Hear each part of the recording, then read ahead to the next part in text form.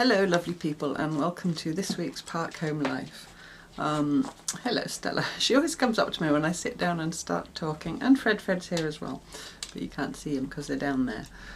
This week I'm going to finally get round to the words and sayings from different countries and regions and so on. So I'll come to that in a minute. I've written some down. There were loads of them. Can't possibly say all of the ones that you said, but if you're interested, if you go back to the Park Home Life but one ago, the Quirky Quilters exhibition, if you're interested there, you can, if you go and read through all the comments, you'll find everybody's suggestions and the discussions and so on. But I've picked out some of my favourites, and I've got some of my own from my own background to share. So I'll do that in a minute. But before I do that, I just also want to say that after I've done the word nerd stuff, I'm going to show you my little garden, my progress. I talked about it a little bit in Monday's video, the journal for all seasons, because my journal entry for this week was my garden or the plan of one of my flower beds. So if you don't normally watch that and you're interested in my garden and the plants and so on, and you want to hear a bit more about it, then you can go back and have a look at Monday's video. So yeah, that'll be coming up. I forgot to take before photos, but I did manage to find a little video from when I first bought this place that I took to send to my mum and the kids in France to show them. So I'll interject, no that's not the right word, insert. I always try to make it a more complicated word than necessary. I'll insert a little clip. It's only about 30 seconds long, but it just shows you what it was like, just this little section here, before I got going. Okay, so that's coming up. So let's get into these. I've written them all on bits of paper. I've tried to have some order to it, but it will be pretty random. And I'm going to have a sip of my tea before I start. Cheers to you if you're having a drink. The clock's going to chime 10 in a minute. I'm gonna. I'll have to either take my glasses off or peer over the top because I can't read up close. So right at the top here, I talked. Sit down, Stella. There's a good girl. Sit. And you stay there quietly. There's a good girl. I talked about, when I broached this as an idea, ants in your pants, and saying how my French friends thought it was funny because they didn't know the expression. So they thought of, when I translated it into French, they thought of actual ants in actual pants. Someone in the comments said, in Germany they say, for the same thing, but they say bumblebees in your bum, or in your bottom, if you prefer. My mum used to think bum was a rude word, and I suppose it is, but it's more acceptable these days, isn't it? It's funny how things become less, you know, less rude or more acceptable as time goes on. Maybe some of you still think bum is rude, in which case my apologies. And some of you probably say far more rude words for your backside or you sit on it. Oh, straight away we're into toilet humour. What a surprise. Or as an ex-boss of mine used to say, quelle surprise, which is French for what a surprise. So yeah, bumblebees in your bum or bottom, or derriere. I said sit on it, didn't I? Yeah, I think we'll draw a veil over bum. I also talked about swimming costumes and bathers, and a few of you commented on that. Quite a few of you in Australia said, sorry I feel like a school teacher now with my glasses on the end of my nose. In Australia that you called them bathers, swimming costume. And I also remembered that we used to call it our cosy as well, which was just short for swimming costume, but cosy with Z's rather than S's. Well, I'll put my cosy on, or a wet cosy. Ooh, do you remember a wet sandy cosy? My granny had quite a few. My granny was a Yorkshire woman, as I've mentioned many times before. She never really said anything bad about anybody. She was a really lovely person, and that's not just my bias and my nostalgia. She really was, you know. I never heard her raise her voice her whole life. But she wasn't really, being from a sort of working class Yorkshire family, she wasn't really one for people that put on a show, for people that were ostentatious. And she had a particularly, go down good girl, she had a particularly scathing expression for people who didn't have a lot, but kind of made out that they did. Well, there were two actually. One was she or he's no better than she ought to be, or he ought to be. So if someone was, you know, showy-offy, she'd say, oh, well, he's no better than he ought to be. Which, if you unpick the grammar, is a little bit complex. But my favourite one, which when I was a child and I heard her say it, I always thought it was literal, was, oh, she's all fur coat and no knickers. Which meant that, you know, she'd spent all her money on a fur coat to make herself look, you know, well off, well-heeled, posh, whatever, but she couldn't afford any underwear. Which brings me to the subject of words for underwear. We've done bums and underwear in the first 5 minutes. I wrote some down somewhere. Yeah, well, we say knickers for women's underwear. Men don't wear knickers. Men wear pants or underpants or Y-fronts. And I know in the States you say pants for trousers, for like your outside, you know, your outer pants, as opposed to your underpants. Overpants? I don't know. But in Britain, pants is only underpants. So you could say pants for a man or a woman. We don't really say panties, but knickers is women's pants, so you could say knickers. So hence the all fur coat and no knickers. It's gone downhill very fast. Oh yeah, this came up from a few of you, Nina in particular, and who I know has also got Yorkshire. Is Yorkshire. If you're taken by surprise by something, it's now going to chime 10, you'd say, or something was astounding or surprising. I'll just let it chime. I'll drink my tea. Stella and Fredfred are now wrestling.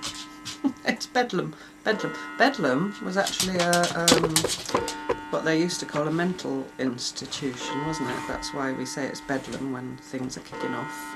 There's another one, things are kicking off. Do you say that in other countries? And things are getting a bit crazy. I did talk over the clock, I can't help myself. What was I going to say? Oh yeah, when something takes you by surprise. You say, well, I'll go to the foot of our stairs. I'll go to the foot of our stairs. Why would you go there if something, you know, surprised you? I don't know, but that's what we say, isn't it? Those of us that say it. She'd also, in the north, well, in many parts, there is now wrestling happening. Sorry for the bedlam. Can you just be calm, please? I'm trying to speak to the lovely people. I expect they'd love to watch you wrestling rather than listening to me witter. Thank you. Calmly. Fred. I know it's you that starts it. Sorry. He takes no notice of me whatsoever. Yes, terraced houses. I don't know if you have those in other countries. Maybe because Britain's quite small, I don't know. But houses that are all joined together in a line. All the same. They still build them nowadays, but the kind of old-fashioned terraced, or back-to-backs. So you'd have one line of houses pointing one way and one the other, and little yards in between, or a back lane through the backs of the houses. And you'd say, I'm going to go and play in backs. I'm going to go and play, you know, round the back. But so between these, every few houses, on the ground floor only, they'd still be joined together on the first floor. Sorry, they're still wrestling. There would be an alleyway so that you didn't have to go all the way to the end of the terrace to get round to the back. And that little alleyway was referred to as a ginnel, Ginnel. Which, now I think of it, G before an I in English should be a soft G, ginnel, but it's definitely a ginnel. And my granny did call it a ginnel in her house, because she lived in a terraced house with my granddad. But she also called it her back passage. And I can remember when we were children absolutely crying with laughter, and also sort of winding her up. And I don't think well, maybe she did. I don't think, at the time I didn't think she knew what we were doing, but she would store things there, up in the back passage. Like, I don't know, the spare shopping bags, or she might keep boxes of potatoes, you know, things like that. So we'd ask her where things were when we knew they were in the ginnel, and we say, Granny, where's the spare shopping bags, for example? She'd say, oh, up my back passage, and then of course we'd roll on the floor absolutely crying because we were rude and naughty children. It was me and my cousins. She probably did know. I bet she knew, in hindsight. Anyway. The other one that quite a lot of you mentioned as well, there was two things. If you ask someone where they were going, and my granny used to say it, you know, when you're little, you're always saying to adults, where are you going, what are you doing? You know, you're just terminally nosy, aren't you? And my granny would say, oh, there and back to see how far it is. And that came up quite a lot. And I think also from some of you in other countries as well. Although quite a lot of you mentioned that your granny or grandpa said it, and they were from the UK. So, you know, but things travel, don't they? Even if things travelled generations back, and then people make up new expressions or they evolve. This is why it's so fascinating. So yeah, there and back to see how far it is. In other words, don't be nosy. And the other one related to that, and also commonly said, is where are you going? To see a man about a dog. And quite a few of you said that you thought that there was going to be an actual man and an actual dog, and that, you know, the dog might come home. And there's a story of my granddad who used to say that a lot, see a man about a dog, when he did actually say that to my mother's brother, my Uncle David, when they were children. And he was actually on that occasion, going to get a puppy for my uncle's birthday. And he went on the bus to see a man and came back with his little Scotty dog that they called Jock, unoriginally, in his coat on the bus. And apparently the bus driver said, you know, asked him what ticket he wanted, and my granddad said, oh, one for me and one for dog, and he opened his coat, and the bus driver said, oh, you don't have to pay for that, that's nobbut a bairn. And bairn is northern and also Scottish for child, or, you know, small one. Nobbut a bairn. What else have we got on here? Oh, a hoot, that came up here and there as well. If something or someone is very, very funny or hilarious, you say they're a hoot. I don't know if that's got something to do with owls, but there's another owl-related comment that I thought was wonderful, if I can find it. It was Australian. Where is it? Oh no, it was from the US. If something is very tough, I don't know if it's something or someone is tough, you say tougher than boiled owl meat. I wonder if anybody's ever had boiled owl meat. I like owls, that would be very sad. Of course we say here tough as old boots, which is self-explanatory. But yeah, two owl-related ones. Oh, guts for garters. That's another one of those things that we just say it. If you get cross with someone, or, you know, usually a child that's being naughty, you say, come here, I'll have your guts for garters. You say it without really sort of thinking what it means. And someone said that her granddaughter, I think it was, had asked what it meant, and she'd explained it. She'd unpicked it, you know, guts are intestines and garters are, you know, things that hold stockings up. I'll come back to that because I've just thought of something else. And her granddaughter got quite upset, and she said she felt really mean. She was only 4, the little girl. She said, I don't really mean I'm going to have your guts for garters. But yeah, we just say these things. Yeah, in Britain, these things that you put over your shoulders and clip to your trousers to hold them up are called braces. And then a belt that you wear around your waist with little buttony dangly things on to hold your stockings up are called suspenders.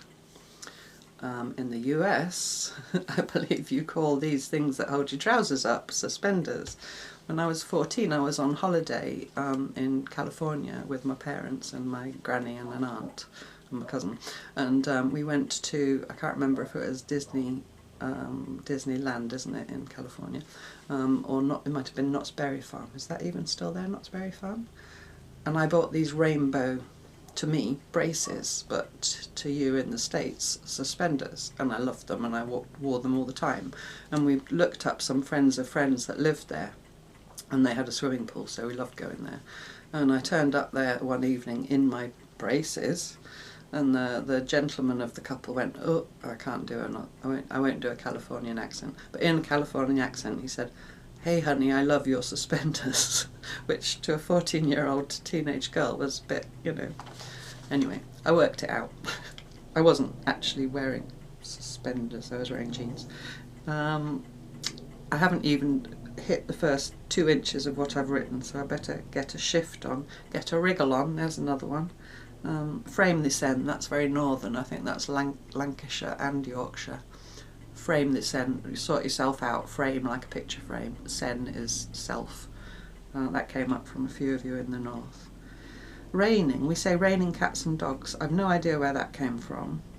The French say il pleut comme vache qui pisse, which means it's raining like cows peeing, which is quite it makes more sense than cats and dogs, doesn't it? At least. A poke in the eye. We said a poke in the eye with a blunt stick. And someone else said that they say a jab in the eye with a sharp stick, but it both means the same thing. You know, if you get something that's merely satisfactory, you say, oh, it's better than a poke in the eye with a blunt stick. Bob's your uncle, that was another one. Which is just like saying, you know, it's sorted out. You might say, oh, we'll go there and we'll do that and we'll buy that, and then Bob's your uncle. 2 one-off words. One is from the kind of Midlands of the UK. Someone had said in Derbyshire, and I went to university in Leicestershire, and they certainly said it there as well, which was mardy, which was when someone's stroppy, but it's possible that stroppy's also slang. A bit bad-tempered and moody. And also they would use it as a noun to describe somebody, and then as an adjective, and they'd say, oh, he or she's a right mardy, I don't know if I'm allowed to say it on YouTube, A-R-S-E, a right mardy ass. I think we're allowed to say ass, but I'm not sure if we're allowed to say it with, you know, the R, so I won't. She's a right mardy bottom, but you're not bottom, we're back to bottoms. And another word which I actually learned from the wonderful BBC series written by Ruth Jones and James Corden, and I know you know James Corden in the States now, called Gavin and Stacey, is the Welsh word cwtch, which means a cuddle. It's spelt, as a lot of Welsh is, with not vowels, you know, not A-E-I-O-U, C-W-T-C-H, and it's pronounced cwtch. So you'd say, oh, let's have a cwtch, can I have a cwtch? And it just means a nice little cuddle. I just love that word.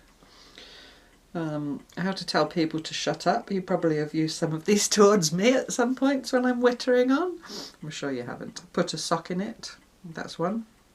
When I was little, we used to say it, and we used to get told off as one of those examples of it was thought to be a bit coarse.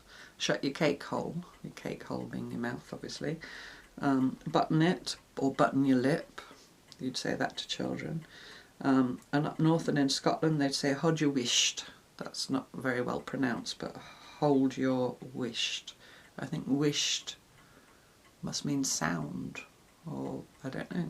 Is it like witter? Who knows? Fine words, butter, no parsnips. I like that. That's specifically saying, you know, people that talk in a flowery way, it's all air and no substance kind of thing. But also, I say, or I've heard people say, this won't butter, no parsnips. So if you're sitting around, you know, when you're supposed to be up doing something, you have to get up and butter the parsnips. And also, this won't knit the baby a new bonnet. That's another one. To describe the weather, which was probably millions of those, certainly here in the UK, where we seem to be obsessed with talking about the weather. In the Midlands, they say black over Bill's mothers. Oh, it's a bit black over Bill's mothers. And I looked that up, and there's various possibilities that it might come from, but my favourite is that Bill refers to William Shakespeare, who is from Stratford-on-Avon in the Midlands, and whose mother lived there as well. So black over Bill's mothers meant it's a bit cloudy over where Shakespeare's mother lived.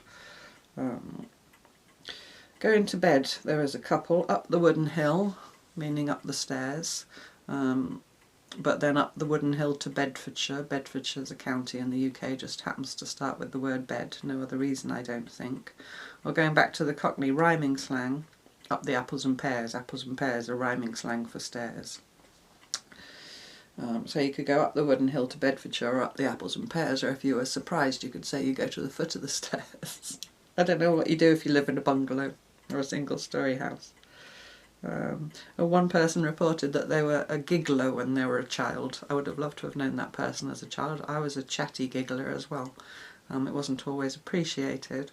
But she said her mum used to say to her, "Oh, you'd laugh to see a pudding roll," which I assume means you'd laugh at, you know, something that wasn't even funny. Although I think a pudding rolling would be funny, but maybe that's just me.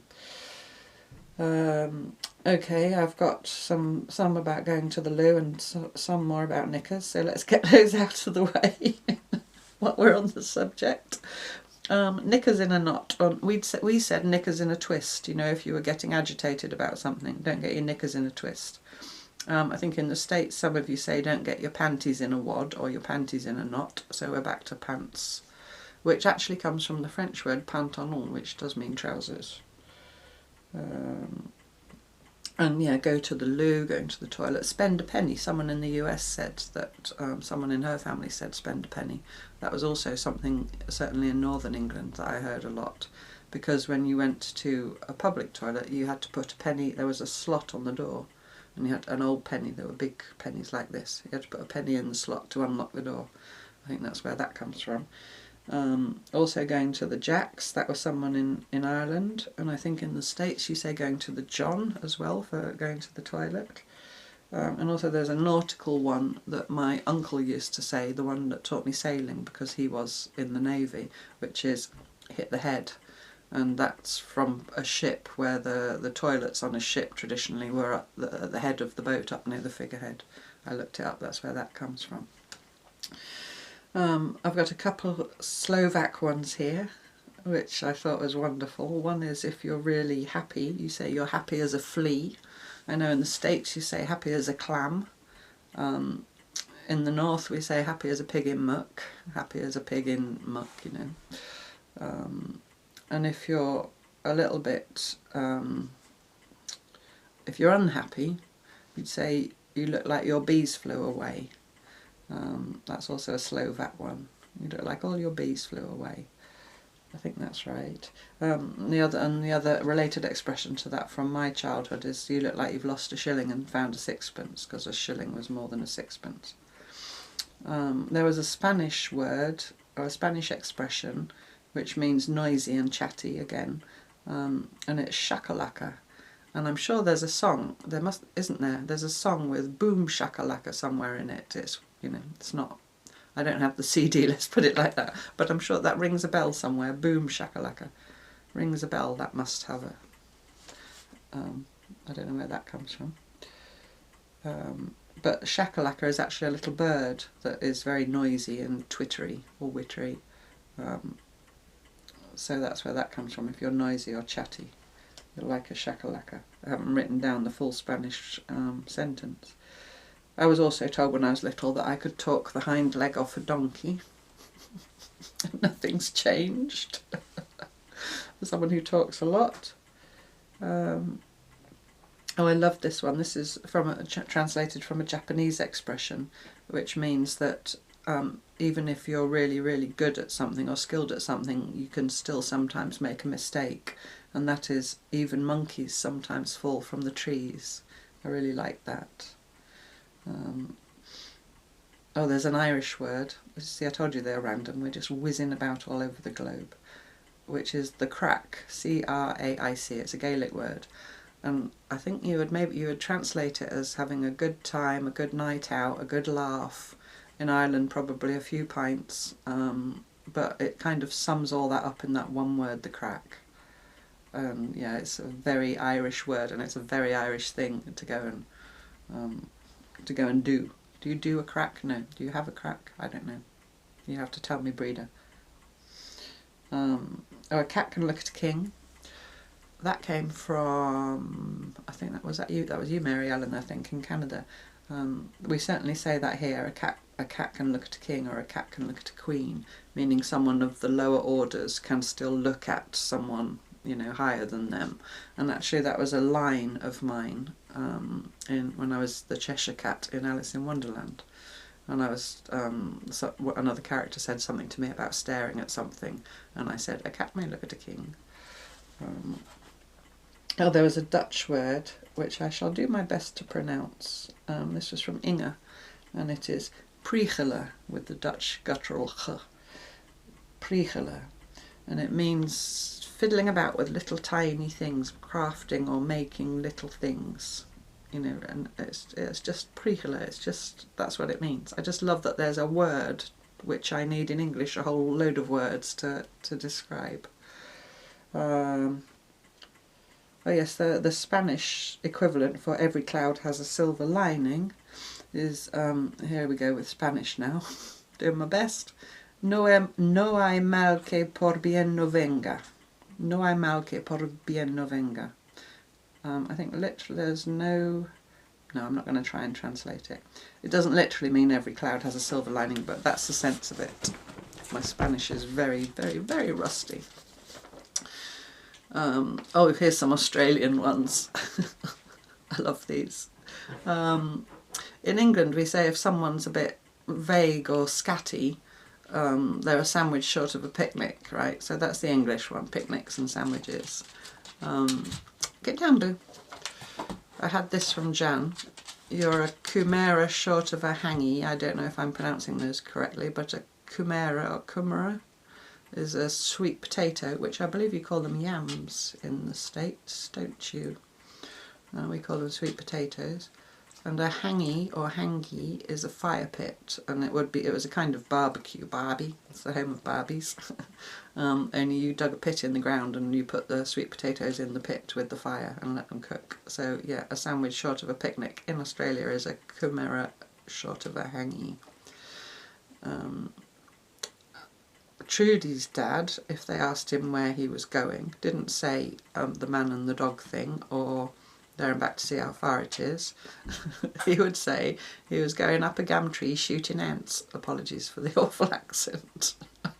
Which I thought was hilarious. And also, I think this was also from Trudy, don't exactly remember. If you're a bit, you know, scatty or loopy or crazy, you'd say, oh, he's got a kangaroo loose in the back paddock. That's so Australian. Around here they say mad as a box of frogs for that, someone who's crazy. A friend of mine, Tracy, I don't know if you're watching Tracy, but her daughter always referred to me as Crazy Catherine, and I've no clue why. Mad as a box of frogs. I love people that are mad as a box of frogs. A friend of mine's husband said, oh, a friend of the friend was coming over for the day and they wanted to introduce me to her. They thought I'd get along with that, and I did, by the way, but he described her as mad as a box of frogs, and the minute he said that I knew I'd get on with her. So there you go. And the other thing is, this was also Australian, if you go on and on about something or you make a big fuss or you rant and rave, you say you're whacking on like a pork chop. I can't even say that with a straight face, I don't know why. I'm certainly going to start using some of these. Stop whacking on like a pork chop. Oh dear. Yeah, about being late, the one that sort of sparked this, I think this was from someone in Canada, said their granny would say, just in time to be too late, which I thought was very descriptive. I know there's also, we say this here as well, a day late and $1 short, but that must be from the US because of dollar. I mean, there's Australian dollars and Canadian dollars, so, but yeah, we say that. Or from my childhood, if someone was habitually late, you'd say of them, oh, they'd be late to their own funeral. And tea's now cold. What else have I got? Oh, and this was from Manitoulin specifically, but which I thought was quite funny because they say it here, sorry, which is get her done. Now I've said that in a West Country accent. I'm not sure I can do a Canadian accent, but G-I-T-E-R-D-O-N-E, like get her done, or get it done, but you'd say get her done, like all one word. And they say that here in the West Country, the same thing as well. One lady said it was funny when someone visited from Ireland and she said she was going to go and put her head in a press. The Irish for cupboard is press, or the press is, that means cupboards. And they also have a hot press, which is what we call an airing cupboard, you know, where you put your linen to air, to keep warm. I've written this down, I remember this when we lived in Canada. This is one of those things that's perfectly normal in one country and hilarious and embarrassing in another. It's quite old-fashioned here now, but if you want to go and wake someone up in the morning, you would say, or if you want someone to come and wake you up in the morning, I'm smirking because I know you're going to smirk, and I'm smirking because I know what it'll sound like to you. You'd say, could you come and knock me up at 8 o'clock?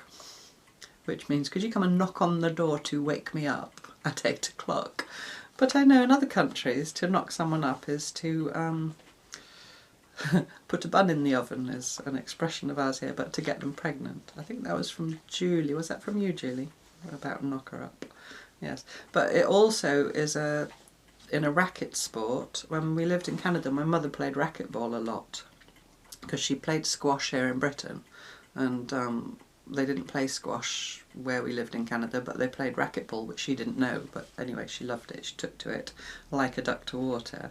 And before you start the actual game in a racket sport, you have a knock-up. And that, I can't remember exactly now how she put it, but apparently she'd said it to some chap, "Oh, will you come and have a knock-up with me?" And he thought she meant knock me up. Anyway. Oh dear. Manspreading. I know mansplaining. You know, that's a fairly modern thing, isn't it? That's because we've only just started moaning about it, moaning, quite justifiably saying, stop, we've got a brain. Mansplaining is obviously when men explain things to women because we've got pretty little heads that can't, you know, understand things. Manspreading is when you sit with your knees apart, but this was told to me that specifically on the subway, which we call the tube or the underground, that you know what a subway is. When you sit, yeah, but apparently men can do it, but women aren't supposed to. I mean, not even if they're wearing trousers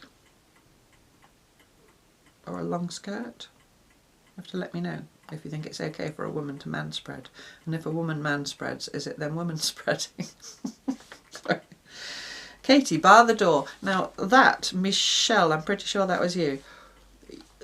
Like how I said that, Katie, bar the door, would be like stone the crows, you know, that kind of, I'll go to the foot of our stairs, that kind of expression.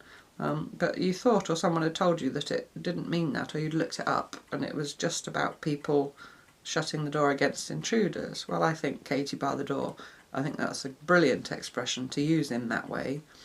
And since language is a tool of the people and not our master, I think if we all go around saying, Katie, bar the door, when we're shocked or surprised, then it will become thus if it is not already. So there you go, that's what I ask you to do. Oh, a £10 tablecloth, no, sorry, it was in the US, a $10 tablecloth on a $2 table. That was putting a brand new roof on a rickety old house. That made me also think of all fur coat and no knickers. I think there's also putting old wine in new skins or something like that. There's, you know, all kinds of expressions around sort of mending things that apparently aren't worth mending, although I think everything's worth mending, as I'm sure you know. Fit as a fiddle, that was from LJ. Fit as a fiddle, I think, is pretty universal in Anglophone countries. But LJ told me that it actually comes from, because I've often wondered what's particularly fit about a fiddle, that it's from fit as a fiddler, because a fiddler, and I mean a fiddler, not a violin player, a fiddler at a crack, Breeder's laughing at me if I'm saying it wrong, has to be really fit to keep up with a whole evening of dancing. You know, the fiddler, you see them really putting their heart and soul into it, don't you? So it actually is a shortened version of fit as a fiddler, but now we just say fit as a fiddle. We also say fit as a flea. Maybe because they can jump something like 20 times their own height. Something like that. I read it somewhere once, and it's something like the equivalent, if a person could jump the same height in relation to their height, they would be able to jump over St Paul's in London, the big domey thing, if you don't know what St Paul's is. Big domey thing, St Paul's Cathedral, sorry. I'll be there with bells on, if you're really keen to be somewhere. I wonder if that is related to, what's her name that rode into Coventry Lady Godiva, what's her name? On a horse, not wearing anything but her hair. You always see in the paintings of her, she's got very long hair, strategically placed. There's a story behind that which I can't remember about Lady Godiva and why she did that. But I'll look it up if you don't know the story. And there's a nursery rhyme as well, isn't it? Rings on her fingers and bells on her toes. She shall have music wherever she goes. I think that's about Lady Godiva. I wonder if that's why I thought about the bells. A Pennsylvania Dutch expression.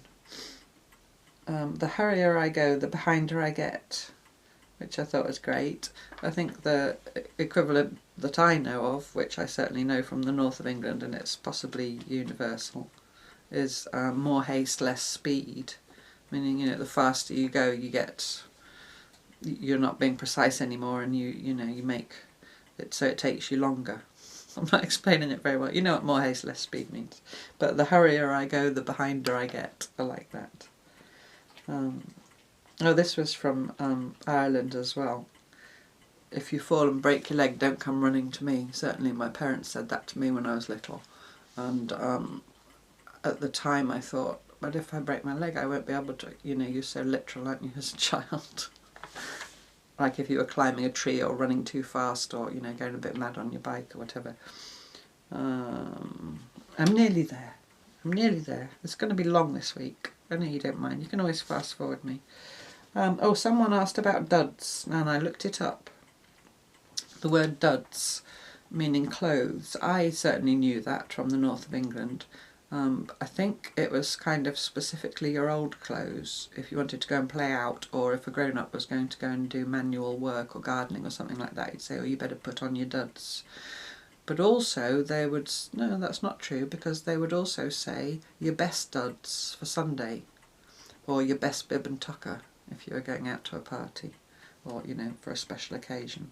But I looked up duds, and it does indeed come from, it's Middle English, 1300s was first seen used, and it meant a cloak or a cloth, and then it evolved through, I think, archaic, do they call it archaic, old German, that sort of, you know, branch of language, to mean rags, and nowadays it says it's no longer in common use, so we all need to start saying it again, but it just means clothes. I've got another one here in Dutch. In English we say goosebumps or goose flesh, either if you're cold or if you're surprised or frightened, you know, and you know what goosebumps are. Well, it gives me goosebumps. In Dutch they say chicken skin, which is kippenvel. Chicken skin in Dutch, so they go for chickens rather than geese. And then a couple here in Portuguese. These came from Alexandra. Hello, Alexandra. She gave me a whole load. I've just picked a couple, but if, like I said, if you go back and read through the comments under the Quirky Quilters exhibition, you'll see them all. If there's a whole load of fuss about nothing, in Portuguese you say a storm in a glass of water. Well, I know a storm in a teacup. And this one I loved, and I straight away recognised it because I've kept chickens and cockerels in the past, and that is if you're going, we used to say if you fancy someone when I was young, if you know, had the eye for someone, or you thought you were in love with someone or whatever, and you go sort of fluttering your eyelashes at them, or, you know, so on. In Portuguese they say to drag a wing, to describe that. And when I've kept chickens and roosters, when the rooster wanted a bit of, you know, hey-ho with the girls, he would literally drag his wing and walk round them, you know, trying to flirt with them. So that's, yeah, I like that, drag a wing. And I think that's all. Those are from last time. I think I've gone through them all. So I hope you enjoyed that. I could have gone on and on and on for even more hours than I have done. But there you go, that was some of my favourites, some that popped out. Keep them, you know, if you're commenting anywhere about anything and anything springs to mind, we're always interested. I'm more than happy for you to throw them at me, and then I can just chat about them when I'm, you know, stitching or journaling or whatever, because I just find it so interesting. And we've got this resource of this community of us spread all over the world. that we can share this stuff. I just think it's great. Okay, so now I'm going to show you the little tiny 30 seconds of my garden when I moved here, before I did anything, and then I shall take you outside handheld. I'm not going to set the tripod up or anything, I'll just give you a little tour handheld, and if there's no neighbours around I'll talk you through what I've done while I'm out there, and if there is I'll just film and then I'll come and sit back in here and do a voiceover, but whichever. So I hope you enjoy seeing my garden.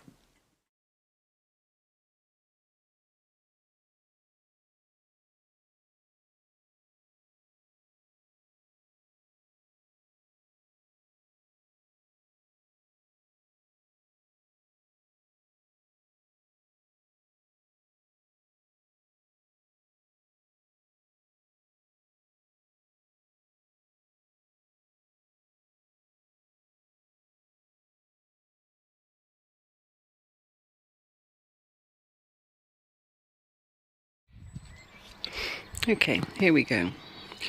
Here's Stella, wondering what's going on. So I'm standing by my front gate, and this is the garden now. I'll talk you through it. Sorry, there's a bit of, it's actually later in the day, and there's a bit of traffic on the road up there, so I hope it's okay, and you can still hear the birds. These chairs, one was given to me by a friend, and one I scrounged off the neighbour who was on his way to the tip with it. But I've got a bench coming. I'll show you it in a little bit when I get down there. So I took up all the grass, as you can see, and I've made this gravel area here and a little path through the middle with a flower bed either side. If you watch Monday's video, you'll have seen those 2 flower beds in the path on my garden plan. All the turf that I lifted under the gravel I just turned over, and I've put some of that membrane down and then the gravel on the top. And the turf that I lifted from the flower beds, if I turn around slowly so you don't wobble, mind out Stells, I made this raised bed here up against the fence. So I used gravel board. It's the cheapest treated timber I could find, so you know it won't rot, from the local builder's merchant, and I stacked all the turf in there upside down. And then I covered it with cardboard, and then I put a layer of soil on the top. And there's nothing in there at the moment, only soil, but I plan to put in a little bit of salad and some herbs and things like that in there. And then I've got some little pots here. One's got tarragon, which my friend Wendy gave me last year, and it's just starting to show. And the other one's mint, which is also, I think there's just a little bit of green showing in there. And that's my little old copper kettle that I've had for a long time. The empty pot and 2 others further down I just got today from Facebook Marketplace, from a lady in a village just up the road. So I've got this little, I like making these little, do you call it a tableau? And the 2 cauldrons in the front were dye pots. The oval one is copper actually, and the little one on the right with the red saxifrage in it was what I called my camping dye pot. Well, I don't go camping anymore, but also they had 2 big holes in the bottom, which was fine using them on the fire pit. They just sizzled a bit, but it doesn't really work now that I'm not allowed to use a fire pit. So I've made holes in them and used them as planters. And that's another one of my old kettles which I use as a watering can. And in the back there, in the big pot, those were more herbs from my friend Wendy. It's a thyme and a small-leaved oregano or marjoram. And the little saxifrage and in the oval copper pan is it's a little phlox. It's a dwarf alpine phlox. I just thought it was so pretty. It will go in the ground probably at the end of the summer, but I just put it in a pot for now just because I thought it looked nice. And then there's another ex-retired eco-printing cauldron that had a hole in. I call them cauldrons, it's actually a fish kettle. So I've planted some pansies in it. So I'll come up slowly and walk down the path. Crunchy crunchy. These are local stones from the Cotswolds, well, Gloucestershire, just up the road, but I got them locally from builder's merchant. So this soil, I've left the raised bed, well, it's not really raised very much yet, but I've left the wood deliberately high. Spot the wonky bit. That's not my workwomanship, that was a bow in the wood. But yes, I've left it higher so that in autumn I can mulch. I've already mulched and improved the soil, but it's quite expensive now. I have to keep going and buying it in bags. So, you know, as time goes on, I can add extra goodness to the bed, and there's the height to take that, if you see what I mean. So some of these plants were on the planting plan I showed on Monday. There are a couple that aren't, already gone off the plan. They don't look much at the moment. They were little, but they were 3 for £12, I think. And I actually find that little plants establish better than bigger ones. So that is a bee balm, or a bergamot, or a monarda. It's a little bit of heuchera. That's a hardy geranium. I think that is sanguinium album. That's a white one. That is delphinium, so that will grow right up the fence here. You see the fence is a lovely dark green. It's actually my neighbour's fence. And I want to put some climbers, and I had thought I'd have to do trellis because the posts are concrete, but I've recently discovered by some Googling that there are little clampy things you can get that you can clamp onto the concrete, and then you can attach wires. So I might be able to do that because that's obviously a much cheaper option than a lot of trellis. So there's a bit of dicentra at the back there, that little one. This bit of scabious I just bought in the local supermarket. I'm awful. It was there waving at me when I went up for my groceries. I couldn't resist it. So there it is. Some aquilegia, some pansies, some more hardy geraniums, another bergamot bee balm, and some primroses that another friend of mine also called Wendy gave to me. And I've put those in there. There is my Christmas tree in a big pot, and the little bed at the other side. Sorry, that's not a very nice view of the UPVC porch. I haven't dug it over yet. All that's happened to that is the turf has been skimmed off it.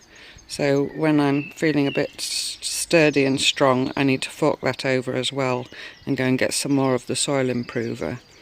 That big black trough, that's actually plastic, that was here, but you know, it's serviceable. And I've planted pansies and lobelia in it, and I shouldn't have put the lobelia out yet because we might still have frosts, so I shall have to keep an eye on the weather and cover it if there are frosts forecast. And I'll just show you back up there my shadow. Hello, and Stella having a sniff. No, she's not allowed to go on there. She'll learn. She's a good girl. And I'll spin back round slowly. This big metal trunk we had years ago when we used to go camping, and actually it's now lives here outside. I had it in France outside as well, and it's got all my stuff for dyeing in that's not, because it's waterproof, you know, it's watertight. My stuff for dyeing that can't just stay outside, and also I like it, I think it looks quite nice. This little corner here, some dog toys, my Christmas tree. There's some snowdrops in the green that I need to plant. I'm going to plant them just outside the fence in my little front bit that other friend Wendy gave me. And the black grass from Kath, which was in the ground, but I've dug it up because it's going to go in the shady bed that I haven't yet dug over. And a little violet also from other friend Wendy. And then in the blue pot is some centaurea, which is like a perennial cornflower. And I've just this minute dug that up from the grass in front here. It's seeded across from my neighbour's garden.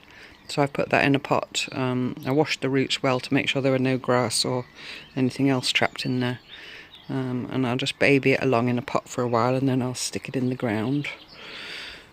And then here is my outside table, which came from Ilminster Art Centre, where I used to teach many years ago. And I've kept it with all the paint and everything on it as it came, but I've given it a coat of outdoor varnish. That's a bundle of twisted hazel from my friend Rosie, waiting for me to turn it into a project. And then these are the two other pots that I got from the lady on Facebook. And I've put a basil in one of them. That will have to go in because that doesn't like the cold, and it's too cold at the moment at night. But I'll just put it in the shed overnight. And then that beautiful black glazed one, I just loved it. has got a little osteospermum in it and some more lobelia around the edge, which will also have to go in if the frost comes. What else can I show you? Oh yeah, and in here I've got some calendula pot marigold seeds in a little homemade greenhouse of an old grill pan and an old plastic bag over the top, and I'll put those in the shed at night as well. And then here are my bench ends that my neighbour gave me. So I've got the ends and the rod, so I just need to get the slats, you know, to turn it into a bench, and I found a local sawmill where I can get them from, so I just need to do that, and then I can have that up there in my little gravelly area. And I'm now standing with my back against the shed. Oh, there's my watering can, there's Stella's lion, which I tell myself the same joke many times a day, don't leave that lion there. Makes me laugh. Sorry. Stella's outside water bowl. I spilt some water on the ground, that was naughty. I don't yet have a water butt, but I will be putting one up here. There's a drain pipe, do you see that coming off the side of my home? So I'll be putting one just around that corner there at one point. That's quite a priority actually. Fredfred's little door. And you see my dolphin. Did you spot the dolphin? The handrail there, that's a little bit obscured now. I didn't put that porch there, it was already there. But yeah, the handrail is a dolphin leaping. And that's the view back up the garden. Doesn't look very much now, the plants, but they'll grow. So I'm very happy with it. And just outside the gate there is another grassy bank, and that'll be the next area that I tackle. I want to put some shrubs and, you know, some shrubs for eco-printing and things like that. My smoke bush that I want and a buddleia. And then I've got a whole other area around the other side, but that's just a flat area of grass, which I've left because there's lots of dandelions, and I'll mow it when they finish flowering. So there we go. I hope you enjoyed that. I'll certainly share as the season goes along and as the time goes along and the garden matures. So yeah, I'll go back and sit in my chair and see you in a minute. So there we go, that's it for this week. Like I said, it was quite a long one, but I hope you enjoyed it, wittering and a bit of gardening. And thank you so much, as always, for watching. It means so much to have you here with me, and I look forward to you joining me next time for more Park Home Life Tales. Bye bye. Oh, sorry, Stella just knocked you just as I said bye bye. Bye bye, and again, Stells. Bye bye. I'm definitely going now. Oh, come on in. Come on up. Hurry up. Come on, up, up, up. Up, up. I'm trying to get her up. There we go. There she is. Say bye-bye. She says bye-bye. Bye-bye.